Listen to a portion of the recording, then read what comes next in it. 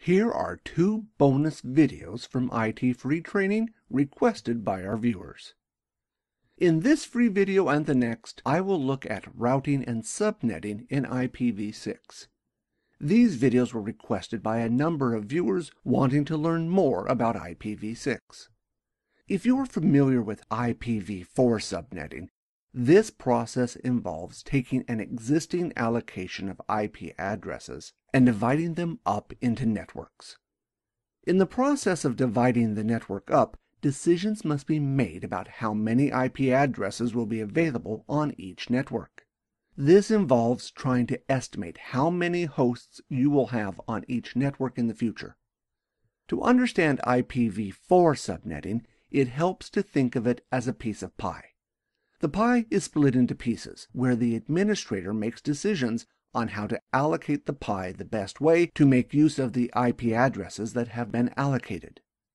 With IPv4, decisions were often made about how to make the most of the available IP address space. Because of this, networks were not often designed well in relation to efficient routing or based on a network hierarchy. This means today's backbone routers often end up having over tens of thousands of routes on them. IPv6 works to solve a lot of the problems that IPv4 had. To understand why, let's first look at a single IPv6 address. Any IPv6 unicast address is divided into two parts. The first part is the 64-bit network prefix. The second part is the 64-bit interface identifier. Unlike IPv4, where a decision or trade-off had to be made between how many networks you had versus how many hosts per network, the 64-bit interface identifier does not get subdivided like it does in IPv4. Thus, for each 64-bit network prefix, it can support 18 quintillion devices, or to put it another way, every computer on the planet could be put on the same network. This may seem very wasteful, and why would you need support for so many hosts on the one network? You may also ask yourself, could I reduce the 64-bit interface identifier like in an IPv4 address to make better use of the IP address space? Functions like neighbor discovery in IPv6 work off the assumption that the interface identifier is 64 bits. Also, consider that by trying to move to a new protocol like IPv6, you want to make it simple. If you have worked on IPv4 networks, you may have had to work with different length subnet masks. Working with these subnet masks makes the network harder to understand and more complex. Imagine if you could work on an IPv4 network where you could afford to have a simple subnet mask that was used on all networks because there were more than enough free addresses.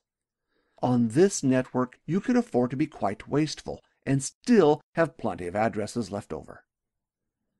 One point I would like to make is the difference between a subnet mask in IPv4 and a network prefix in IPv6. If you look at a typical IPv4 address, its subnet mask can be represented using a slash followed by the bits. Looking at an IPv6 address, you may come to the conclusion that the slash is the subnet mask like the slash in IPv4.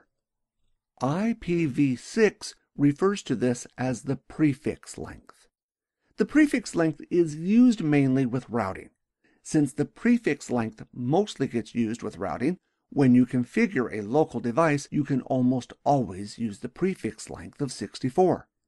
You can see that unless you are dealing with a router, in most cases you will always use 64 for the prefix length, unlike IPv4, where the network mask could change from network to network.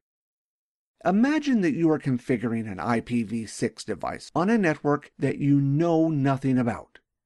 You can be assured that all devices on the network will use a network prefix of 64. The advantage of this is that the interface identifier will always be the interface identifier. The 64-bit network prefix will always be the network prefix. there is no need to do any binary mathematics to work which is which. This makes configuring IPv6 devices a lot easier. One of the goals of IPv6 is to make networks less confusing and easier to set up. On any decent-sized network, you are not going to want to put devices on the one network. Even though IPv6 supports 18 quintillion devices per network prefix, you would want to put devices separated by a wide area network on different networks. This is where IPv6 subnetting comes into play. Unlike IPv4 subnets, each global unicast address contains a 16-bit area just for subnetting, called the subnet ID. This means that prefix length and the subnet information are not tied together like in IPv4. To better understand the process, let's consider the process of obtaining a usable IPv6 address on the Internet. First of all, your ISP will request an allocation of addresses from an Internet registry. This is in a block with a prefix length of probably 32. Let's take an example of 2001:4860. Now, any IPv6 address that you see that is starting with 2001:4860, you know will be routed to this ISP. The ISP is now free to allocate the address space from the prefix length 32 up to 64. Even though the ISP could allocate the block any way they want, typically an ISP will allocate a block to a large enough customer with the network prefix of 48. So take our example. Let's say the ISP allocated the address 2001:4860:B002 to the customer. Now we know that any IPv6 address that starts with this address is for that customer. You can start to see that even though IPv6 addresses look complex at first, they become a lot easier to understand when they are broken down. If I were to break the address down by decreasing the network prefix, you would start to see that in certain regions, IP addresses would start the same. Certain countries would start with certain IP addresses. Breaking down an IPv6 address shows the hierarchy nature that having a larger organized address space allows. When looking at IPv6 addresses, you may come to the conclusion that there is a huge amount of wastage, especially if you have worked with IPv4. Currently, 1/8 of the address space is allocated to the Internet and provides plenty of addresses and room to expand for everywhere on the globe. Given how little has already been allocated and how much room there is to expand, there is still plenty of room to expand even if a huge amount of the address space appears to be wasted. What happens in IPv6 is the large address space is often traded to provide a hierarchy nature in networking. Having a hierarchy nature for networking makes networks easier to understand and routing a lot easier. You can start to see how just looking at the start of the address can tell you which country it is for. Looking further, you can tell which ISP it is for, and further still, the company it has been assigned to. But what happens if you need to subnet the address further inside the company? Looking at the next 16 bits of the address is the subnet ID. 16 bits may seem like a lot, but remember that one of the goals of IPv6 is to provide a hierarchy design to networks. The company may have different offices in different states. To allow for a hierarchy design and future expansion, the subnet ID can be broken up. In this case, I will use 6 bits of the subnet ID for the state. Doing this means that by looking at the first 6 bits of the subnet mask, you can easily determine which state the packet is for. In each state, there may be different offices, like a head office and smaller outlets. For this reason, the next 5 bits are allocated to the head office and branch offices. The last 5 bits are allocated to different networks in each office. For example, if the office has a secure or wireless network, this is what the last 5 bits can be used for. You can see that having 16 bits for the subnet ID allows you to determine different levels of a hierarchy, making routing a lot easier in your company. To understand the process better, let's say an administrator wanted to connect to a wireless device from overseas. Let's have a look at the complete routing path that would be taken starting from the other country. The traffic would first make its way to the ISP and to a router connected to an international link. The router then makes a decision to send the data over the international link from its routing table.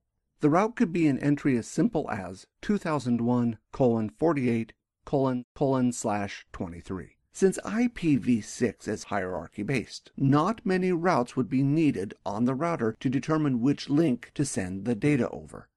By contrast, in IPv4, there may be tens of thousands of routes on a backbone router since the networks are not hierarchy-based. Once the traffic reaches the next router, a decision needs to be made about where to send the traffic next. Here we can see the traffic is sent to one of the ISP routers. From the ISP router, it is next sent through the ISP network to the router closest to the client. Notice that the ISP can also use a hierarchy to route the traffic through its internal network. Like the subnet ID, the ISP is free to divide its range of addresses any way they want to make routing easier in their own network. Once the traffic is routed through the ISP's network, it reaches the company's network. Once in the company's network, the company is free to route the traffic through its network any way that it wants using the subnet ID. In our example, the first 6 bits are looked at to determine which state to route the traffic to, which would give us a network prefix of 54.